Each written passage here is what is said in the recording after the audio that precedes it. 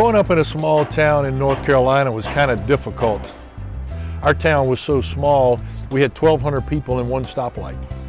I had a dream when I was 8 years old to play in the NFL.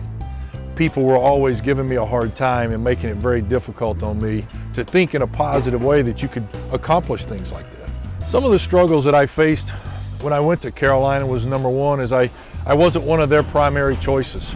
I was kind of a secondary choice. I had to practice, I had to run, I had to do the early morning runs, I had to do everything just like a guy that was going out to play on Saturday. After practicing for 2.5 hours in the heat, then you had to lift for an hour.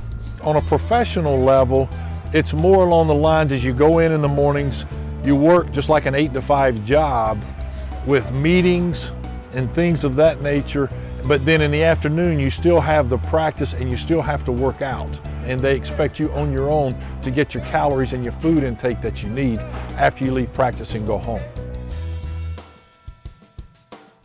When I left and went down to Tampa, that's when I started going to practice and I started getting lightheaded and dizzy and almost passing out in practice. I mean, you got a helmet on that weighs 8 pounds, you can barely raise your head up, and you got somebody yelling and screaming at you down your neck saying, get back in there, get back in there. And it's scary at that point in time because you literally think you're gonna die. My hypoglycemia was diagnosed and out on the field. What kind of sufficed as a quick fix was to give me a candy bar and Gatorade, and that would bring 3 and 4 people down to one person. When they put that candy bar and Gatorade into my body, it spiked my blood sugar and it caused the insulin to come out, and then when the insulin comes out to pull that blood sugar level down, it causes your body to store everything as fat. I had to figure out how and what types of foods I could eat at certain times. The doctor says, you know, just take a break and cool off. That's not an answer when you're fighting for a position on an NFL team.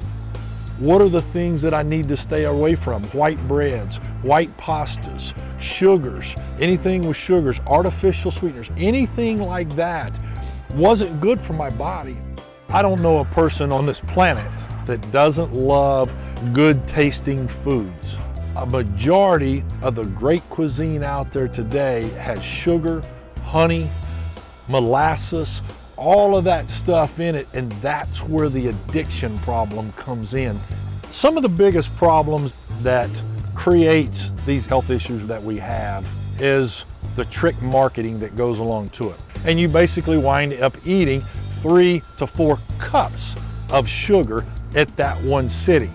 I can help people in America to understand this because they go work out, and from that standpoint, you've got to replenish those calories.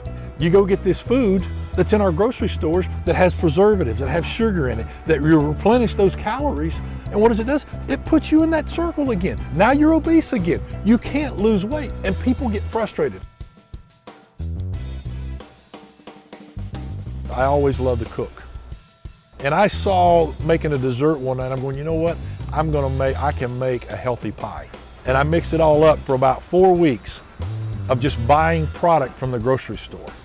The sweetener is an all-natural sweetener that is made from plant derivatives. That sweetener does not have an aftertaste, but it tastes just like sugar. We are not going to compromise taste. What our vision is to challenge the status quo of America. Because the status quo out there in America is you cannot make desserts, you cannot make better tasting foods without using sugar. It's just not fair to put these products on the shelf to sell as a product to make money when they know that they're hurting people in our society. You know what? Time out. This is time to stop this mess. And that's where we want to reach out and help these people with better tasting products, and a better lifestyle. I've had a company that wanted to knock off our dessert or take advantage of our dessert, and they matched our nutritions gram for gram, but it was for 1 tablespoon, and our dessert nutrition facts was for 15 tablespoons.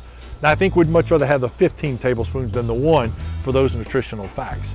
And with the 2 great food scientists that I have work with me, they're tremendous, they think outside the box. We can make a believer out of these people in society that they don't have to deal with these illnesses anymore. And that is our target and that is our focus. There's kids that are battling with these illnesses that some of them may have been caused by what we're trying to stop and alleviate. That's why one of my main missions to give back is Make-A-Wish. But I can't imagine these kids that are 7, 8, 9 years old that don't get to do a lot of the things that we do. And you know what? If we can give money and give back to help these kids do and experience something of a lifetime that we as healthy adults got to do, then it's well worth it to me. And we are not going to stop until we get that mission accomplished.